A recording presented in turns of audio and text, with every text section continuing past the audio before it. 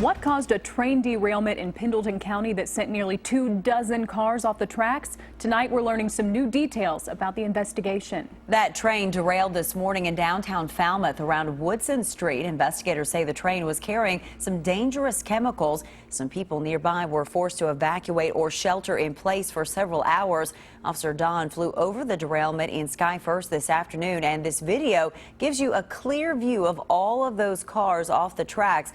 We have top story team coverage tonight, beginning with Sean Moody live in Falmouth. Sean?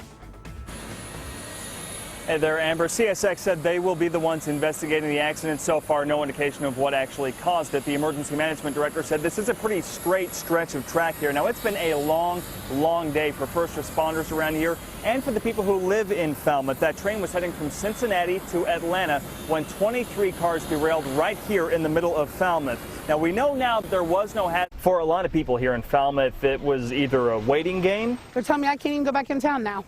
Or a detour game. If you go out here, it's about 12 miles out. Either way, it was a headache.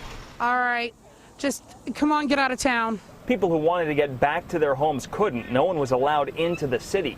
Emergency management told people who were already in their homes to shelter in place and turn off their AC units while they tried to figure out if any hazardous materials had spilled out of that train. That's how severe this is. Christian Stewart was worried about the pets at her house. She was able to get in touch with someone who was nearby. Get the dogs, cats, get them all loaded in your car, get my ACs turned off, and get the out of there. I don't have room in my car. Then leave the cats, get the dogs. After several hours, the hazmat team finally gave the all clear. No dangerous chemicals, just a big mess to clean up. And there still is a big mess. There was a power outage here in Falmouth. There's no word yet on exactly how many people have had the power restored to them. US 27 here is now open, but several of the streets back a couple of blocks behind me where those tracks are still kind of full of equipment while I try and work that mess. CSX said it could take a while to clean this mess up. Certainly days, perhaps weeks. Live in Falmouth, Sean Moody, WKYT.